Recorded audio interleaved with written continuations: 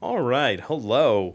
So today I want to make a four-part series talking about the big four pillars, in my opinion. We have Xbox, we have PlayStation, we have Nintendo, and we have PC. PC. I think PC counts because even though there's like a lot of storefronts, it does kind of count. PC gamers typically, when you see them talk online, they're like PC Master Race, or I think that's pretty old now, but I think it counts as just one big demographic. And I also have like a little update here that I'm playing with here. But the big news for me, at least, has been how good the Xbox showcase was. I think that was pretty hype. I haven't seen the Xbox community so active in so long. It feels like almost refreshing to see that. So I want to talk about that today, how it's felt the last 100 days since Asha Sharma, I'm sorry if I butchered the name, has felt since, she took over. She brought back some of her people from where she was in another Microsoft department. I think it was like the AI sector, which, caught half of the community, half of the industry was like, whoa, is that a good idea? But like, so far, it's felt pretty good. So, you know, reminiscing back 10 years ago, maybe 13 years ago when the Xbox One was about to launch, we came out of the 360 era pretty happy. It was pretty in terms like if you compare the original Xbox and 360, the 360 just like upped the ante. It was like much better. But then the Xbox One released, right? And unfortunately, we all know what happened there. But Phil came in, he came on board, and he kind of steered the ship. We know from the expose, I think it was like an article, right, like a few years ago, that he literally is the reason why we still have Xbox as a console, right? Microsoft was literally going to just leave it all behind. So I know a lot of people like to bag on Phil right now because we feel so secure and safe with Asha. He's the reason why we're still here. And personally, I was a huge believer of the whole, we all play, we all win motto. I was like, that's so nice. But unfortunately, the only way to stay alive these days is to have good competition.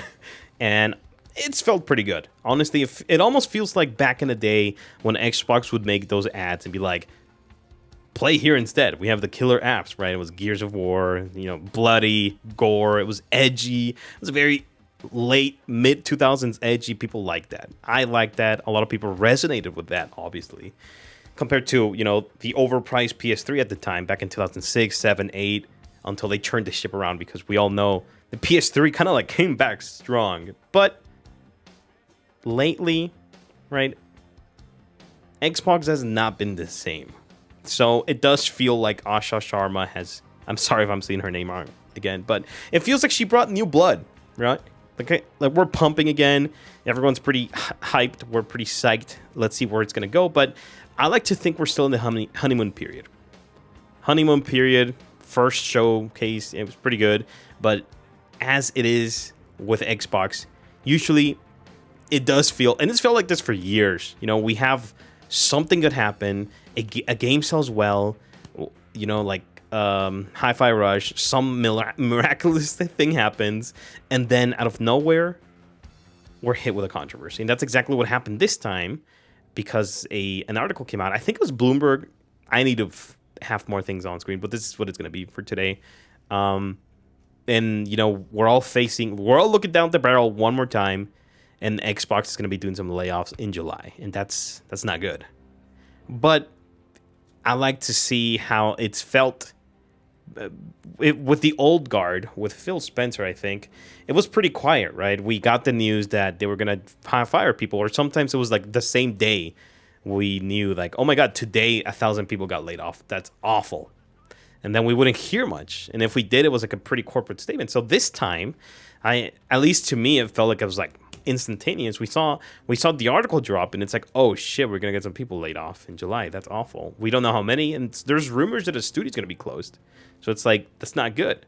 But I saw that Asha put out a statement as well, and then they even put out the email themselves that she sent to the team, talking about what's gonna happen. So it almost feels like they're trying to control the narrative way faster this time, right? They're talking about transparency. They're talking about being honest with everyone, and that's what's keeping people, at the edge of our seats, because it definitely feels more energetic. Like they just got the job. It's been 100 days. It's been the 3-month period, as I like to say, and it's like, okay, in my opinion, we've gotten past the first showcase. We're in our first controversy. We know people are going to be laid off, but we're still feeling hopeful, right?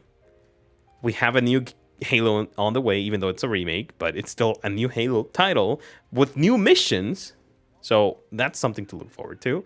We have a new Gears, and we have many new IPs coming in. So it's like the way that they're trying to handle this makes sense, because they're saying it pretty to our face. They're saying we're not in a good spot. When we came in, everyone knows this. So it's like, whoa, big words. So I think if we compare how Microsoft is doing now, it's pretty good. And I think Sony's starting to feel the heat, because unfortunately, the same thing's happening with Sony. Like, we had PS4 generation, Sony completely dominated, right? Now we're in the PS5 generation. We're not getting as many single-player IPs as we were in the PS4. They're taking longer. There's one studio that's taking out multiple games this generation, and it's Insomniac. Oh my god! Well, I mean, they did the Spider-Man 2, and they're doing Wolverine. They're knocking out of the park. What else did they do? Hold up. Let me Google this. I don't want to say anything out of line. I think they did Ratchet and Clank. But did they?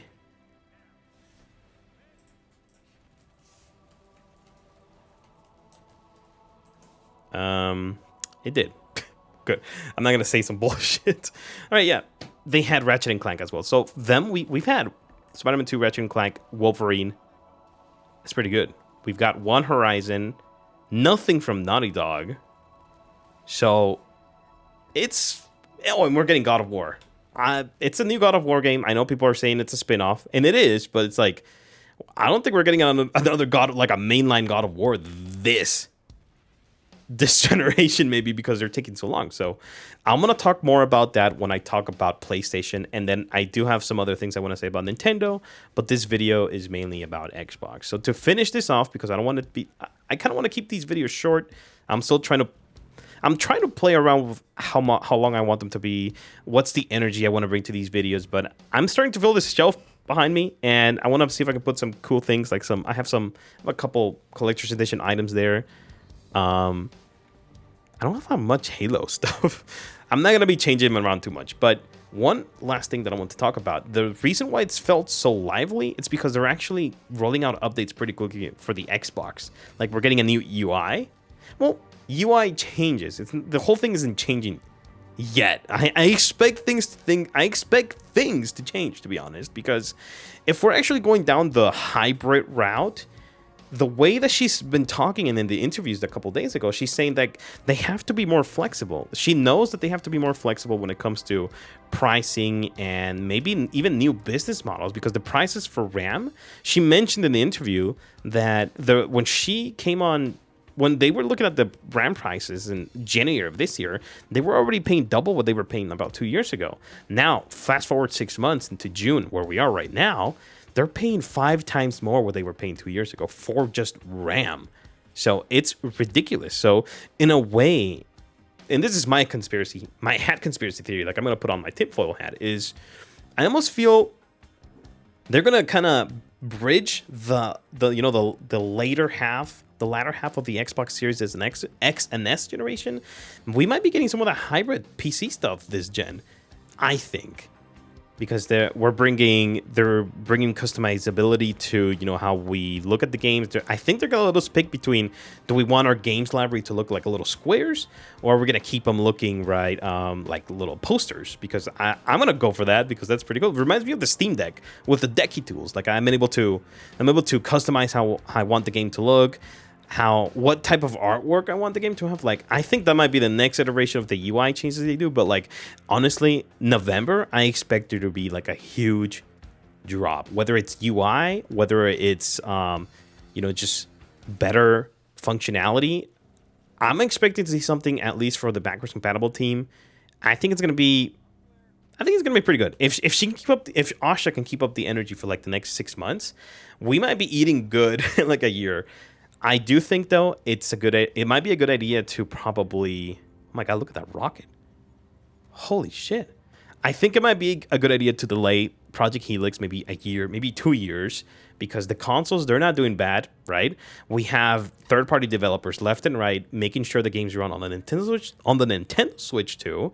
But at the same time, I like to think it's almost thanks to the Series S, right? Even though we have had developers in the past come out and complain about how tough it's been to develop simultaneously, make the games run not just on the X but on the S. Now we have Nintendo with this Nintendo Switch 2, and we have all these games. They're just running flawlessly. So some of these games, according to Digital Foundry, like I think Final Fantasy VII Remake, looks just a little bit more clear on the Nintendo Switch 2 than on the Series S overall. So I think consoles are fine. And as long as we don't go to Project Helix and whatever happens, I think Nintendo's going to be pretty happy too, because as long as current gen games, run fine on the Series S, I'm pretty sure they're going to be running just fine on the Switch too. So I think it's a win-win situation. But I'm going to take off my conspiracy hat theory, my tinfoil hat. I'm just going to put it down because that's just like, I'm just crazy talking. But maybe I'll come back in a year, maybe 3 years, and be like, shit, I was right. But that's all I have to say for this video. I'm going to be honest. There's going to be more changes happening to this. I'm happy with it. I'm going to fill up the shelf. I have the green screen here behind me as well. That's going to pull up in front of the cabinet. But I want to feel more comfortable in front of the camera as well. I'm posting more on my Twitter. I hope to be able to post more on my Instagram as well. There's commissions that I need to get done. There's a lot of things I want to get done. So I'm going to keep you guys updated with that. And I'm just going to head out. There's not much I need to say here besides this awesome gameplay that I'm watching here. But tomorrow, I am going to do PlayStation. I'm not as knowledgeable in PlayStation stuff, but I do own the PS5 at least. But the energy for any of these big pillars, it feels, everyone can feel it industry-wide. We all know Sony's not doing as hot as they were in the PlayStation 4, but that doesn't mean they're not putting out, good quality things. So I'm going to take a look at that tomorrow, and I'll post a video as well. I'm gonna try and keep this video under 15 minutes, all of them for the most part. And yeah, I mean, if I can keep them as edit free as possible, the best. Because this is my third time recording this video today, because the first 2 times I messed up so many times, and I hated what it looked like. I was using a green screen, it wasn't properly lit up, and it was so bad. I was like editing it, I was adding all these special effects, and I'm like, okay, I cannot be spending 2 plus 3, maybe 4 hours editing a single like 10-minute video. Like, if I can just record it and upload it in one go with minimal editing, I'm gonna do that. So it's something that I'm gonna be practicing going forward. I need to stop stuttering, first of all. I need to stop saying words like so, well. And I need to be able to articulate my vowels and my words better. Something I've been struggling with because I don't know. I'm gonna blame that I've been really sick the last year, so that's why I've been taking my weight loss serious. Which I'm also gonna be talking more about that on my social media. But without further ado, I'm just gonna end the video here. Thank you. I'll see you guys next time. Oh shit! I don't have a button here for that. I'll do it here. All right. Thank you.